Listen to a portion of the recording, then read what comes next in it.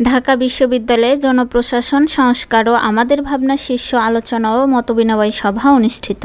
ঢাকা বিশ্ববিদ্যালয়ে জনপ্রশাসন সংস্কার ও আমাদের ভাবনা শীর্ষক আলোচনা সভা ও মতবিনিময় সভা 20 নভেম্বর 2024 রোজ বুধবার মোজাফফর আহমেদ চৌধুরী অডিটোরিয়ামে বিকাল 3 ঘটিকায় অনুষ্ঠিত হয়। অনুষ্ঠানের প্রধান অতিথি হিসেবে উপস্থিত ছিলেন অধ্যাপক ডাক্তার মাসুদ আহমেদ, উপাচার্য শিক্ষা, ঢাকা বিশ্ববিদ্যালয়।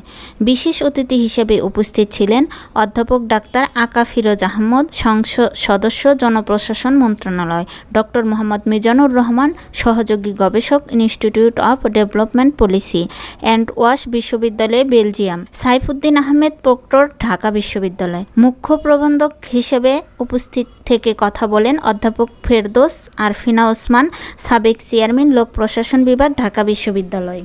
আলোচনা হিসেবে উপস্থিত থেকে কথা বলেন জালাল আহমেদ, চেয়ারম্যান, বাংলাদেশ রেল অ্যালার্জি রেজিস্ট্রেশন কমিশন, সৈয়দা লাসনা কবির, অধ্যাপক, লোক প্রশাসন বিভাগ, ঢাকা বিশ্ববিদ্যালয়।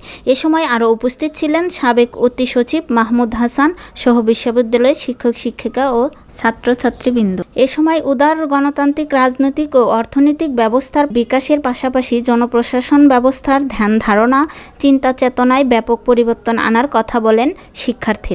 জনপ্রশাসনের একটি অন্যতম লক্ষ্য হয়ে দাঁড়ায় রাষ্ট্র ও জনগণের মধ্যে দূরত্ব কমিয়ে আনা এবং জনপ্রশাসনকে অধিকতর অংশগ্রহণমূলক করা। প্রশাসনিক সংস্কৃতিতে পুরনো কর্তৃত্ববাদী আচার আচরণের পরিবর্তে মানবিক সম্পর্ক উন্নয়নের উপর গুরুত্ব আরোপ করা হয়, যাতে প্রশাসনের সব অঙ্গ প্রত্যঙ্গ টিম স্পিরিট নিয়ে একসঙ্গে কাজ করে। এ সময় বক্তারা শিক্ষার্থীদের কথা শোনেন এবং তাদের কথার উপর ভিত্তি করে গুরুত্বপূর্ণ আলোচনা করেন। General and technical cadres for selection of the right candidates, that will be better. Second, এটা হচ্ছে যে আমাদের সাজেশনটা হচ্ছে বা রেকমেন্ডেশন হচ্ছে BCS recruitment exam system that needs to be reformed. Dhaka বিশ্ববিদ্যালয় পাবলিক অ্যাডমিনিস্ট্রেশন ডিপার্টমেন্ট রাইটলি আজকের এই সেমিনারটা আয়োজন করেছে।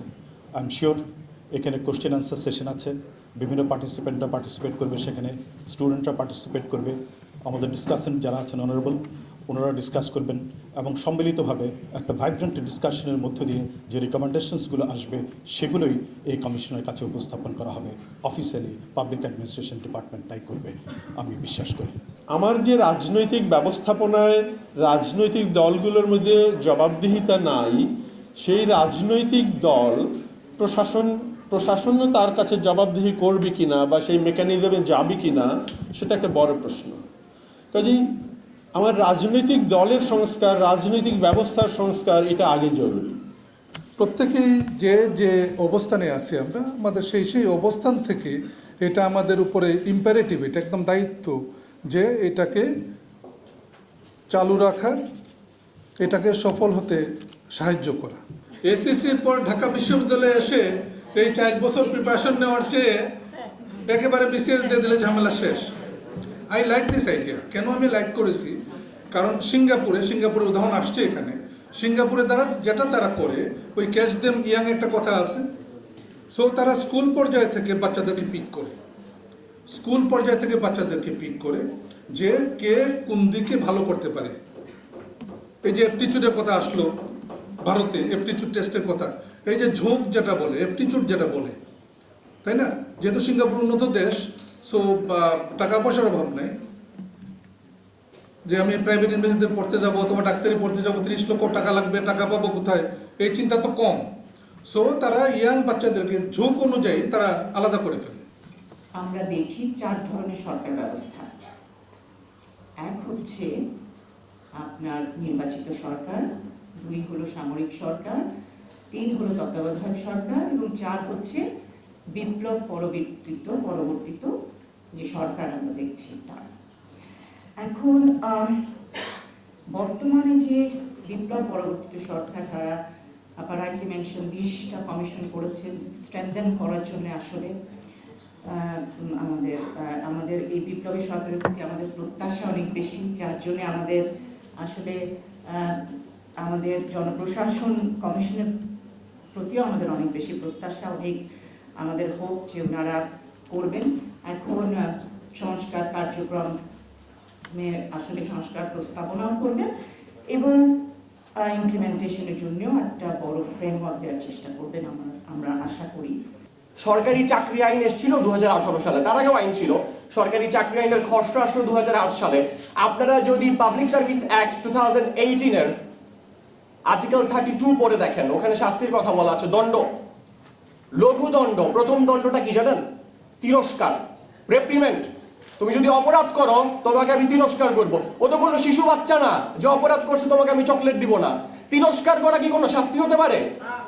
একটা মানুষকে তিরস্কার করা তো কোনো পর্যায়ে শাস্তিতে পড়ে না। এবং দ্যাট ইজ ফ্যাক্ট। আমি public service act 2018 article 32 section 1 coat unquote বললাম, আপনারা চাইলে পড়ে দেখতে পারেন। এখন সব দোষ ওনাদের আমি এটা বলি না, এবং সব দোষ প্রশাসনের কর্মকর্তারা, এমন একটা মানে ধ্যান ধারণে আমি বিশ্বাসও করি না। তো কনস্টিটিউয়েন্ট অ্যাসেম্বলিতে তাদের সংবিধান নিয়ে আলোচনা হচ্ছিল এবং 1949 সালে আমি আজকে এসেছি মূলত, আপনারা হয়তো পরে আমাকে মনে করবেন যে আমি খুব বায়াস, শুরুতেই বলে নিই আমি খুব ফেয়ার বায়াসনেস শো করব, কারণ আমি মনে করি আমার ছোট ভাই তুল্য উনি অন্তত অনেক মন্দ কথা বললো, আমাদের সম্পর্কে একটা ভালো কথা বলে গেছে যে এই এজেন্ডাটা প্রয়োজন, পাবলিক সার্ভিস কেন একটা এজেন্ডা হিসেবে টিকে থাকা প্রয়োজন। আমি মূলত সেই কথাটা বলার জন্য এসেছি। এই কথাটা আরও বলার জন্য এসেছি, গত কয়েকদিন আগে একটা খুব নামকরা দৈনিক যারা এখনকার বহু রকম ঘটনার সাথে জড়িত বা প্রমোট করছেন, তারা একই সময় দুইটা নিউজ ছাপায়, এবং এই দুইটা নিউজের যদি আমি আন্ডারলাইনিং মেসেজ বুঝি তো সেটা আমাকে খুব পীড়া দিল। আমি মনে করলাম যে কিছু কথা এখন পাবলিকলি বলা উচিত।